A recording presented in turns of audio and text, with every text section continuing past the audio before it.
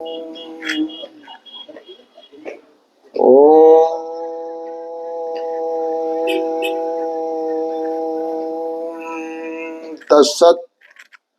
अखंडमंडलाकारं व्याप्तमेन चराचरं तत्पदं दर्शितं येन तस्मै श्री गुरुवे नमः।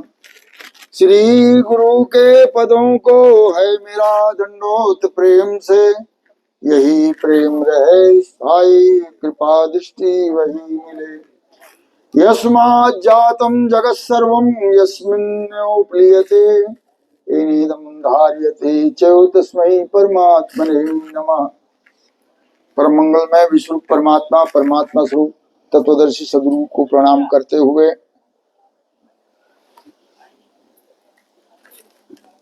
सतयुग परिवर्तक, युग संचालक और धर्म प्रकाशक, दिव्य दृष्टि के आविष्कारक, नवम बुद्ध अवतार नारायण भगवान श्री मानिंद चैतन्य जी को कोटि कोटि प्रणाम करते हुए अखिल भारतीय केंद्रीय अध्यात्म विज्ञान शाला के षष्ठम संचालक परम पूज्य नारायण स्वरूप स्वामी जी को चरण वंदन करते हुए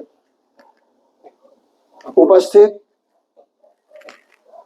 आत्म सज्जनों, भक्तिमती माताएं और आत्मरूप सज्जनों, हम सबका परम सौभाग्य है कि हम जिस परमात्मा को देखने के लिए लोग कहाँ कहाँ लाइन लगाए हैं, हम सब इस विद्या में आने के बाद में हम सबको पता चल रहा है कि उस लंबे लाइन से निकल करके इस स्थान तक पहुंचे हैं। ये सबको मालूम है। हमारा जो धर्म है, वास्तविकता में जो धर्म पहले भी था वो तो है, परंतु तो आज जो हमारा जो व्यवहार है, तो व्यवहार ही सबसे बड़ा धर्म है और सेवा ही सबसे बड़ा कर्म है और तत्व ज्ञान ही सत्य ज्ञान है और औपधर्म आस्तिक अनुभूति जो है ये पक्का निश्चय होना चाहिए। और उस आस्तिक में आस्तिकवान जो हमारे परम आदरणीय नारायण स्वरूप स्वामी जी है, जो षष्ठम संचालक विज्ञानशाला के, उनके द्वारा हमें, उनका तो ये उनका जन्म सिद्ध अधिकार जो था उनको मिला है, परंतु हमें इस स्थान पर बैठ करके अपने आप को देखने के लिए ये सौभाग्य हमें प्राप्त हो रहा है कि हम कैसे चले, कैसे बोले, कैसे खाए, कैसे रहे, इसके लिए तो ये भगवान नारायण चैतन्य जी ने हमें ये सर्वांग योग दिया और ये सर्वांग योग प्राप्त होने के बाद, हमें इनका अनुभव होने के बाद में हम घर में हैं, सोए हुए हैं, तो यही हमारी कलयुग है। इस सर्वांग योग को प्राप्त करके यदि मान लो हम घर में यदि सोए हुए हैं तो यही हमारा कलयुग है, कलयुग और कुछ नहीं। और जाग गए तो यही त्रेता है और उठ खड़े हुए तो यही द्वापर है। और ये सर्वांग योग का यदि हम प्रचार प्रसार में लग गए तो समझ जाओ यही हमारे लिए सतयुग है। अब कहाँ जाए प्रचार प्रसार करने के लिए? जब ये विद्या प्राप्त हो गया तो हम अपने घर से शुरू करें। अब अपने घर में तो समझे पूरा अंधेला छाया है, बाहर हम प्रकाश करने चाहते हैं, बाहर हम प्रकाश करने चाहते हैं और हमारे घर में पूरा अंधेला है। हम विज्ञानी होकर के भी दुनिया भर का समझे नहीं, झाड़ा फूके अंतर मंत्र सब प्रकार के समझे लगा हुआ है। तो हम ये विद्या प्राप्त करके तो हम ही तो खुश सोए हैं और हम ही कलयुग में। तो ये भगवान नारायण चैतन्य जी बता रहे हैं, हमको बता रहे हैं सर्वांग योग के द्वारा, आप में भी कोई कमी नहीं है, आप भी सर्वांग हो और मैं भी सर्वांग हूं और ये संपूर्ण विश्व भी सर्वांग है, इसमें कोई कमी नहीं है। अभी इनका योग करना है, सर्वांग योग। अब योग करके देखते थे, त्रिपुटी तो बन गया ना, त्रिपुटी बन गया। इस त्रिपुटी बना करके इसको आराम से हम समझ सकते हैं और हर कार्य में ये त्रिपुटी लगता है। भगवान तो कह रहे हैं ना कि त्रिपुटी तो है, दिव्य चक्षु तो है भगवत गीता में, पर तो समझ में क्यों नहीं आ रहा था भगवान नारायण चैतन्य जी के पहले, तो बाद में भी अभी भी शब्द ज्ञान ही होने। आदरणीय आत्म सज्जनों, वास्तविकता में ये दिव्य दिव्य चक्षु का मतलब यह है कि त्रिपुटी शोधन, हर कोई भी कार्य होता है वो त्रिपुटी शोधन माने 3 लगता ही है कि जब तक के त्रिपुटी के द्वारा वस्तु निश्चय नहीं होगा तब तक हम सद्व्यवहार नहीं कर सकते।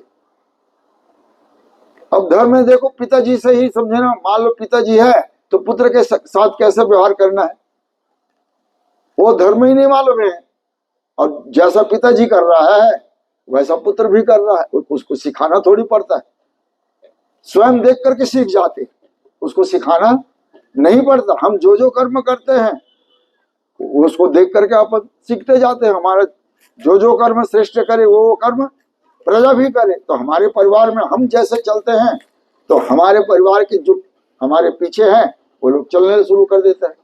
तो आदरणीय आत्म सज्जनों, ये जो विद्या है ये विद्या हम सबको इसी जन्म का नहीं है, ये अनेक जन्म का हमारा प्रयत्न है जो हमें ये विद्या प्राप्त हुई। और इस विद्या को प्राप्त करके हम अपने घर में अच्छे से अच्छे, मतलब अपने परिवार में छोटे से छोटे बच्चे हैं उनको भी समझे ना ये देना चाहिए। यदि मान लो बच्चा उसको बचपन से ही सुन रहा है तो स्वाभाविक है। मेरे जो एक नतनीन है वो 3.5 साल की है और वो 6 अध्याय अभी पढ़ ले, क्योंकि माँ से सुनती है, पिताजी से सुनता है, दादाजी के पास में आ गए तो वही सुनता है। अब वो बच्चे लोगों के साथ तो फिर वो जाएगा तो फिर वो दूसरा सुनेगा, परंतु नहीं घर में है तो वो ये पहले से याद हो जाए तो उनको आगे वो हर चीज में वो पहला नंबर आएगा।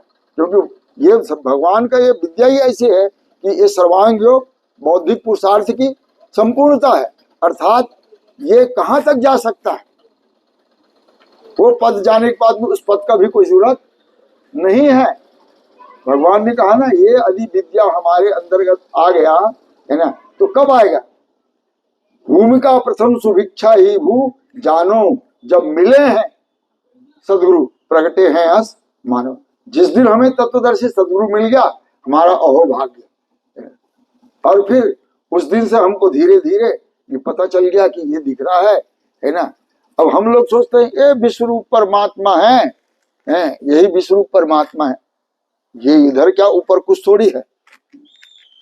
हम ऊपर ही देखते, लोग ऊपर ही बताते हैं, तो ये क्या है, ये सब दिख रहा है यही तो विश्वरूप परमात्मा है। अब हम ऊपर की ओर चलते हैं कि ऊपर में होगा विश्वरूप परमात्मा, ये जो दिख रहा है यही तो विश्वरूप परमात्मा है। यदि जिस दिन हमें पता चल गया दिव्य चक्षु के द्वारा है ना, तो समझ जाओ हमारा जीवन क्या हो गया, धन्य हो गया, भाग्यवान हो गए। भगवान मिल गया उसको, जिसने उसको बताया वो वही उसका होगा, वही भगवान है, वही नारायण। अब ये दिख गया तो जिस दिन ये दिख गया कि यही परमात्मा है ऐसा, तो वो समझ जाओ उसकी प्रथम भूमिका, क्योंकि प्रथम ही हमारा जो सदगुरु नहीं मिला, जिस प्रकार से रामायण में कहा गया है ना, प्रथम भक्ति संतन कर संगा। हमें संत मिला ही नहीं, जो भी मिला सब बिजनेसमैन मिला है ना। इसलिए हमारा वो प्रथम भक्ति ही तो हमारा खराब हो गया, तो हम छत पर कैसे जाएंगे, जा ही नहीं सकते। भगवत गीता भी यही कह रहा है, आचार्यो उपासनम सोचो स्थैर्यम स्व आत्मनिग्रह। हमें वो आचार्य ही नहीं मिला जिसके पास बैठ करके हम कुछ उपासना कर सके। अब मैं कौन हूँ, ये दिखता हुआ क्या है, इनके साथ मेरा क्या संबंध है, यही नहीं जान पाए, तो हमारा प्रथम भक्ति ही गड़बड़ हो गया। तो अब आगे की जितने भी सीढ़ी होगा वो सब बेकार ही जाएगा, बस वो मात्र विद्वता रहेगी।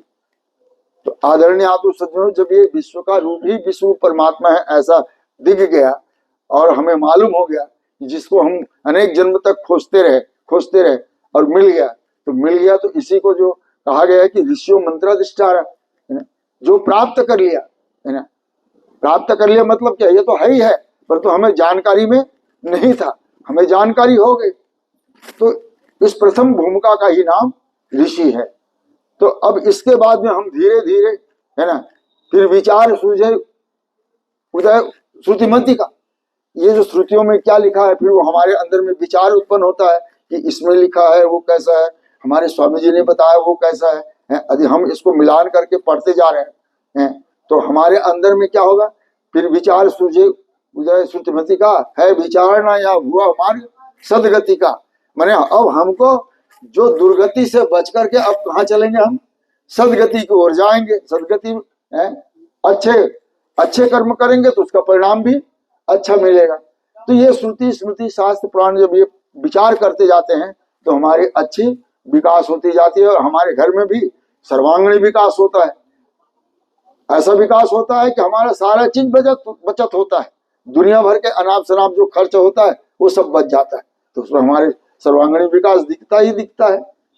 तो आदरणीय आप सज्जनों, उसके बाद में जो तीसरी भूमिका है, तो फिर तीजी तनु मानसा स्व आवे, फिर अपने स्वयं में ही ये प्रश्न उत्पन्न होता है, स्वामी जी ने बताया।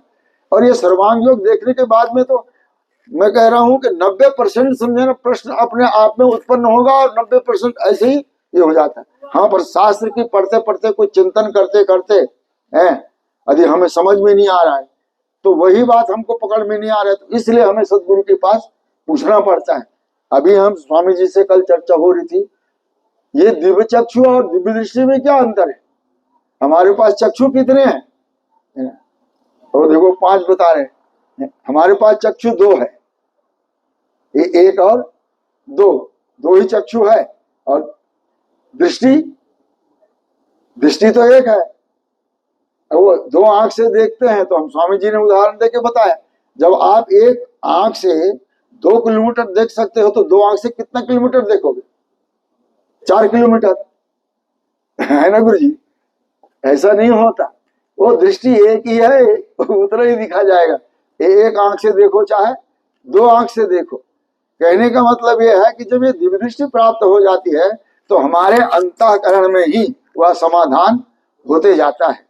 फिर जब ये तीसरी भूमिका हो जाती है तो उनके अंदर, इसलिए वो तीसरा भूमिका जो है उसको नारद कहते हैं, जो उसकी वाणी रद्द नहीं होती है ना, उसकी वाणी रद्द नहीं होती, अर्थात वो सच ही होता है, क्योंकि उसकी आकाशवाणी, वाणी हमारी नहीं, वो तो आकाश की, हम थोड़ी बोल रहे हैं, वो बोलने वाला कोई और है ना, हम तो माध्यम है, माध्यम हम है, बोलने वाला कोई और है। अब हम कहेंगे कि मैं देखता हूं, मैं छूता हूं, तो ये मैं कह रहा, ये अहंकार है, इसी को तो इस विद्या के द्वारा इस अहंकार को क्या करना है, खत्म करना है।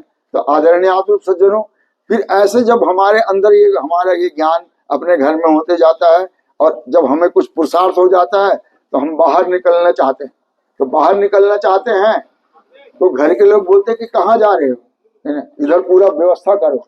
तो वास्तविक में उसका भी कहना जरूरी है। अभी हम उसकी व्यवस्था नहीं किया और हम जा करके बढ़िया मस्त धोती वाला कमाए और टोपी वाला खाए, है ना, यही तो सब चल रहा है अभी सब जगह।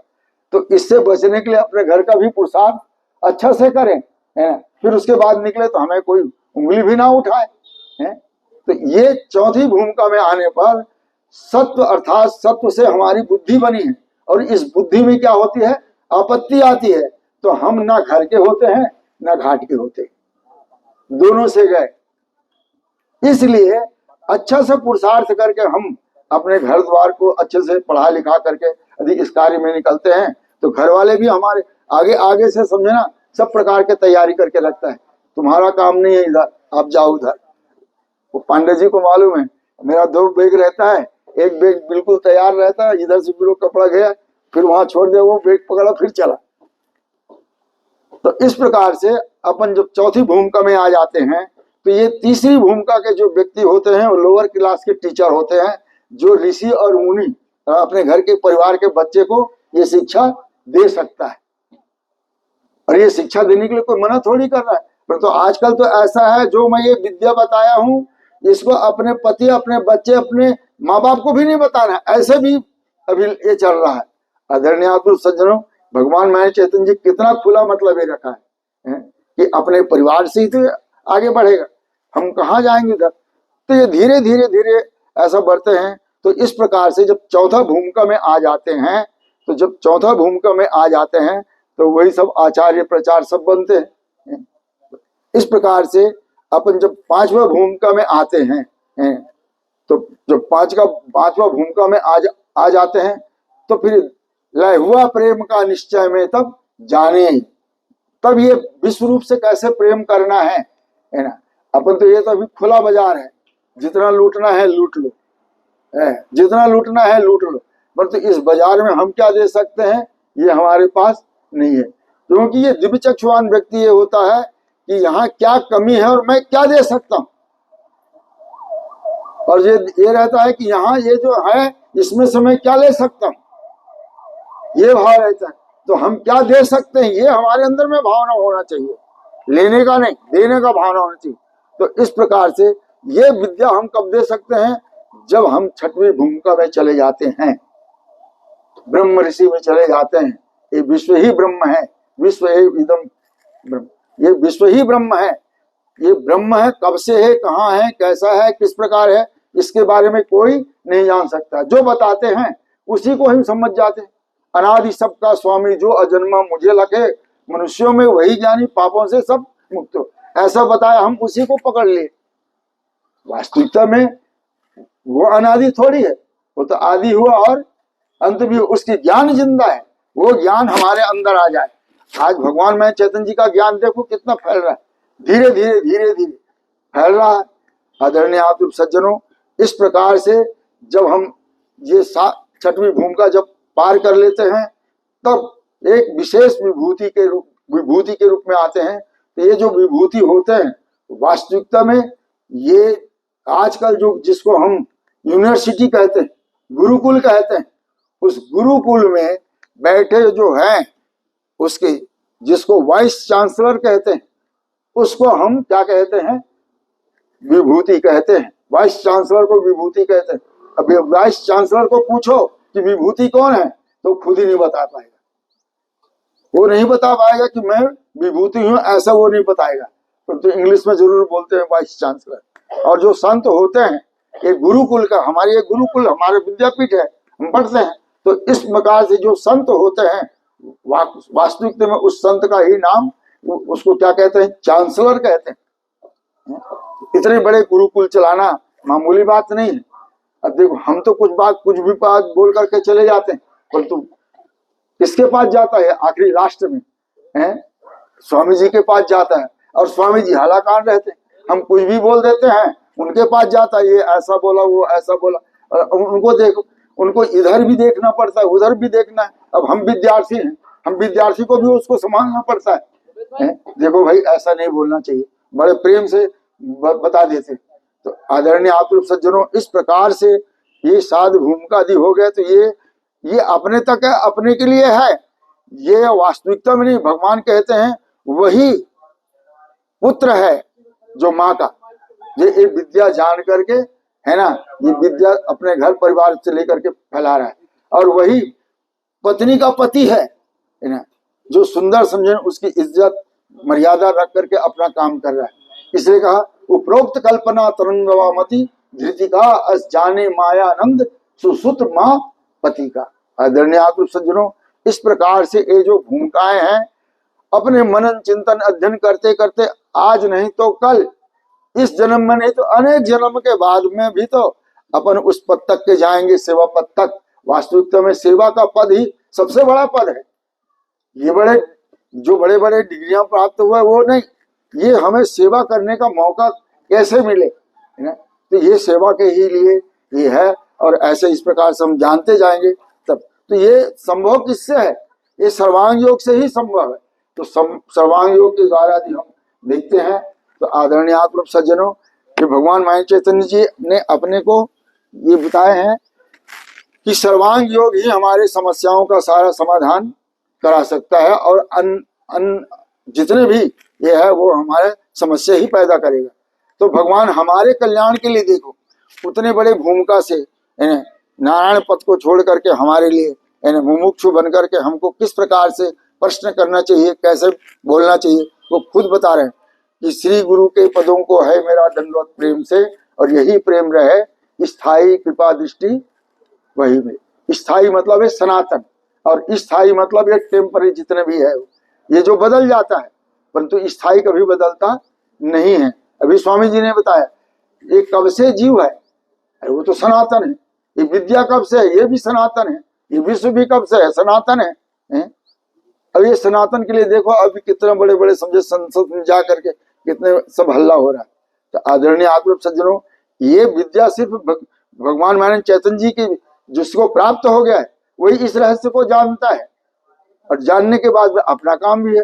तो इस प्रकार से जो श्रुतियों में तत् कहा गया वह क्या है, जो त्वम क्या है वो क्या है, असि कहा है वो क्या है ना। ये प्रश्न क्या है, वास्तविक में असि कहा जिसे वो क्या ध्यान में बैठता नहीं। तो अपन आंख से देखते हैं तो ध्यान में बैठता है क्या, नहीं बैठता। कल ही तो बताया ना, वो हमारे आंख में चश्मा लगा है फिर भी ध्यान में नहीं बैठता, वो ढूंढते हैं। तो भगवान बता रहा है इसे हाथ लगा देखो, है ना, तब वो ध्यान में आता है। तो इस प्रकार से इसको समझने के लिए भगवान मैं चैतन्य जी बता रहे हैं कि समाधान नहीं स्थायी वो कैसे मुझको मिले, कहे तत्श्रुति वो क्या क्या है तुम रहता कहाँ, असी कहा जिसे वो क्या ध्यान में बैठता नहीं। और देखना उसको कैसे जो देखे वह कौन है, जानना चाहता हूँ ये यथार्थ मुझको कहे, मैं जानना चाहता हूँ ऐसा। तो भगवान कहते हैं कि यह प्रश्न मुमुक्षु का सुन के श्री गुरु कहे, लक्ष्य सिद्धांत का जो सो निश्चयार्थ स्वरूप के, यही विज्ञान की रीति साक्षात्कार स्वरूप का, इसी का बोध होने से दृढ़ निश्चय है मिले। जड़ चैतन्य की ग्रंथि छूटने का सुमार गए, अधिष्ठान सामने रखना भूलना नहीं। बतासा नहीं तो कोई भी चीज रख लेते हैं, परंतु बतासे से जो सरलता से अनुभव में आता है वो अन्य पदार्थ से उतना सरलता से नहीं आता। तो इस प्रकार से भगवान हमें बतला रहे हैं ये जड़ चेतन की ग्रंथि नहीं है, परंतु हम स्वयं ही ऐसे मान लिए। शास्त्रों में लिखा गया जड़ चैतन्य की ग्रंथि छूटने का सुमार गए, बतासे अपने आगे रखना भूलना नहीं। फिर सूक्ष्म दृष्टि से देखना, विचार की दृष्टि से देखना बोध के लिए, और ये में बोध होते ही मुक्ति है ब्रह्मजाल से। जो भ्रम जो होता है हमारे चित्त में होता है, और जब हमारे चित्त में हो गया तो हमारा सारा काम गड़बड़ होगा। इसलिए ये चित्त में बैठना चाहिए। तो चित्त में बैठाने के लिए भगवान बता रहे तीसरे अध्याय में, ये स्वरूप वस्तु का देखो देखा सो क्षर जानना। ये देखो इधर हम क्षर नहीं बोल पाते, क्षरण हो रहा है इतना तेज गति से। अब भरी है मध्य में इसके अक्षर ब्रह्म मिठास, जो मिठास है इसमें कोई परिवर्तन नहीं हो रहा है, वो ज्यों का त्यों जैसा है, परंतु इसके बाह्य स्वरूप में परिवर्तन हो रहा है। हम कब से हैं हमें खुद ही पता नहीं, हम कब से हैं खुद ही पता नहीं, कब तक रहेंगे हमें खुद ही पता नहीं।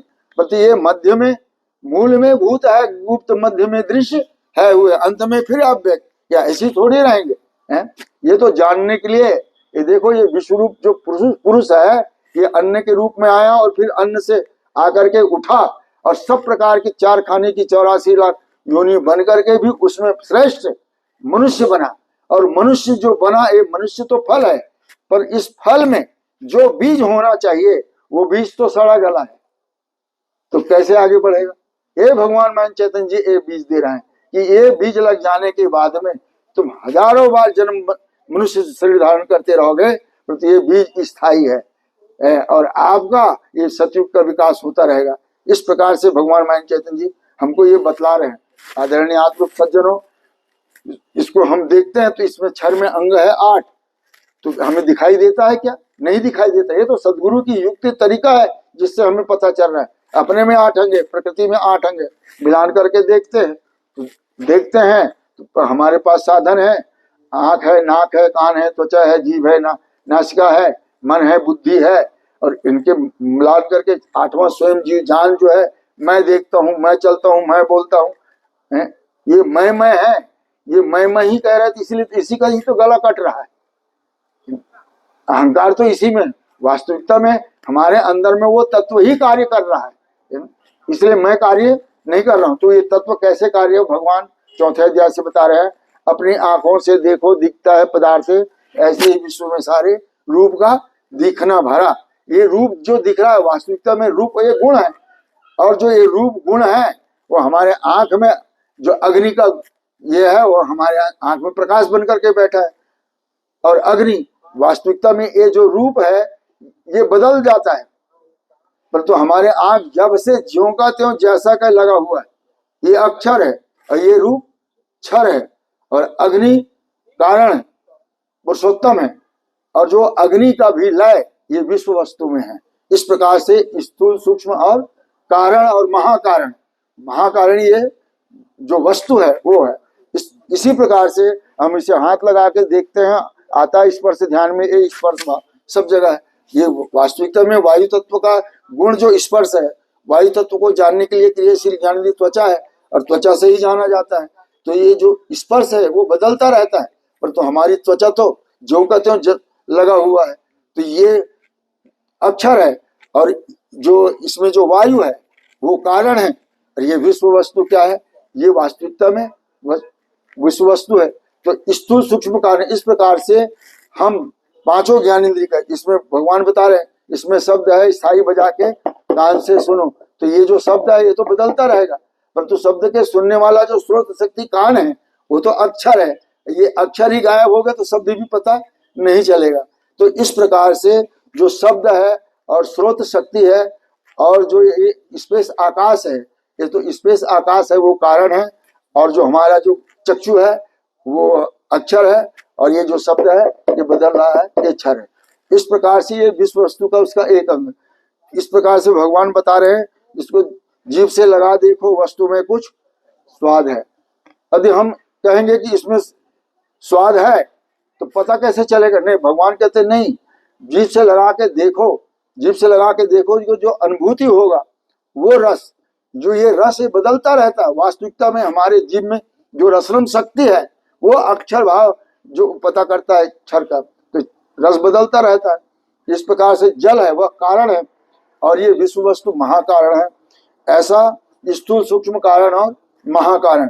अब इसमें भगवान कहते हैं नाक से सूंघ के देखो गंध है इसमें भरा, इसी रीति लखो सारे दृश्य में गंध भी रमा, देखो इसमें भी है। तो ये जो गंध है क्षर है, और गंध के सूंघने वाला हमारे नाक में घ्राण से जो है वो अक्षर है, और ये जो पृथ्वी है वो कारण है, और ये पांचों मिलकर के ये विराट जो शरीर दिख रहा है ये वस्तु है। इस प्रकार से स्थूल सूक्ष्म और कारण। अब यहाँ पर हम देखते हैं इसमें, अब जानेगा मन वे तीनों और उनके स्वरूप को। तो ये मूल वस्तु है, ये अन्न है, ये अन्न महाकारण है। इस अन्न महाकारण में सतरस्तम है वह कारण है, और जो इसको जब हम ग्रहण करते हैं, तो जब ग्रहण करते हैं तो उनके द्वारा हमारे ये शरीर में जो कब बात पित्त बनता है वो सूक्ष्म है, और मन बुद्धि अहंकार जो बनता है वो स्थूल है। तो ये मन बुद्धि अहंकार बन के जो कार्य हो रहा है वो किसी से छिपा सबको दिख रहा है, क्या होना चाहिए और क्या हो रहा है ये सबको समझ में आ रहा है। परंतु जब तक से कब बात बने पित्तवेग से कूदने लगे और इसी से स्थूलता पाई स्वरूप बोध के लिए, और मन बुद्धि अहंकार बन के कार्य है करे।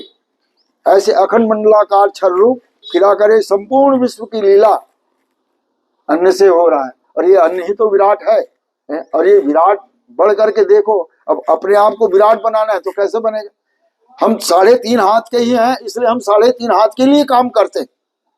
जब हमारा शरीर विराट हो जाएगा तो हम विराट के लिए काम करेंगे, हमारा मन विराट होगा तो विराट के लिए काम करेंगे, हमारा बुद्धि विराट होगा तो विराट के लिए काम करेंगे, हमारा सोच छोटा है तो हमारा काम भी छोटा होगा, अपने व्यक्तिगत के ही काम करेंगे। तो इस प्रकार से जब ये विराट हो जाएगा तब समझ में आएगा वास्तविकता में ये जो विश्व दिख रहा है ना, यही अक्षर है। और इस अक्षर को बताने के लिए पुरुषोत्तम आते हैं, अवतार आते हैं जो शास्त्र में है। परंतु शास्त्र में तो है पुरुषोत्तम, परंतु यहाँ कौन पुरुषोत्तम है? अब यहाँ तो बताने पड़ेगा ना भाई, व्यवहार में भी तो दिखना चाहिए। अब यहाँ हम सर्वांग योग पढ़ते हैं, यहाँ कोई बैठा ही नहीं है, चलो सर्वांग योग पढ़ो। सर्वांग योग हमारे सेंटर बिंदु कहाँ रहे, केंद्र बिंदु कहाँ है, किसमें स्थिर होगा?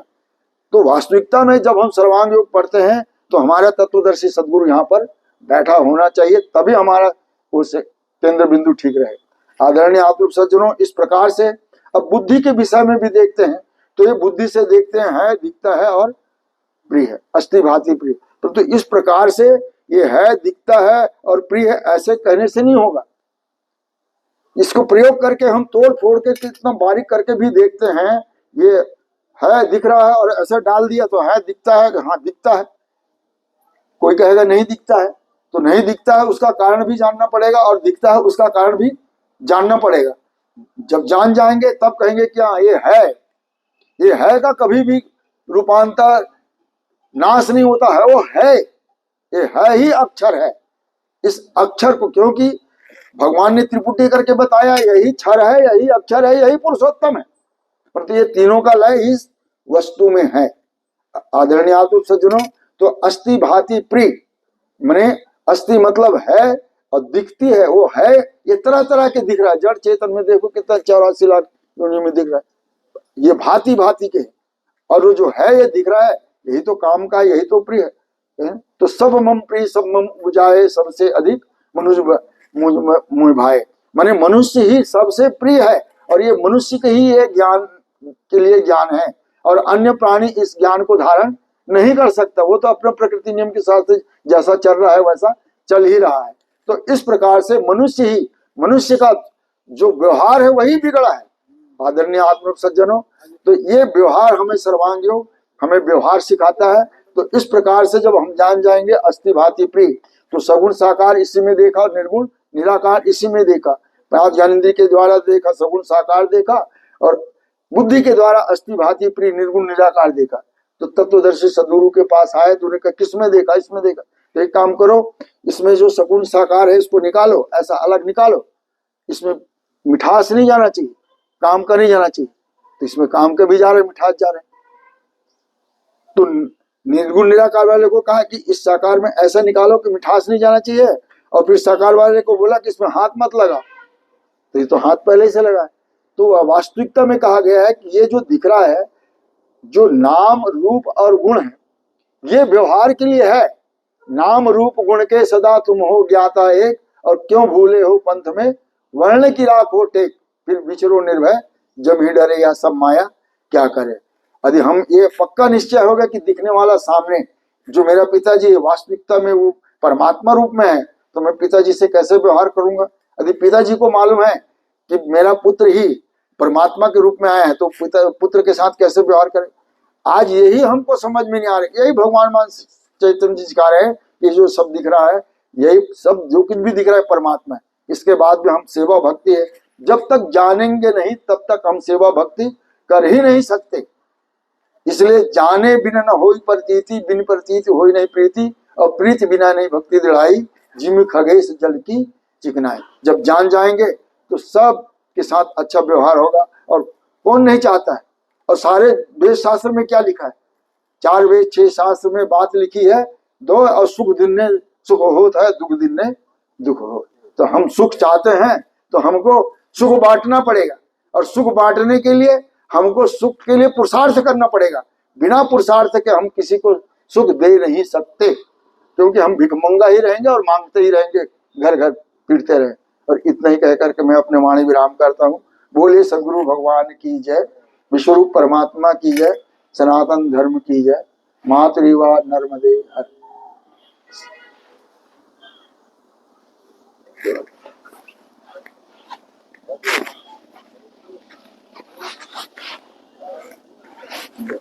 भाई अपने प्रेम का निष्ठान दिया, बहुत बहुत धन्यवाद। सद्गुरु भगवान की जय।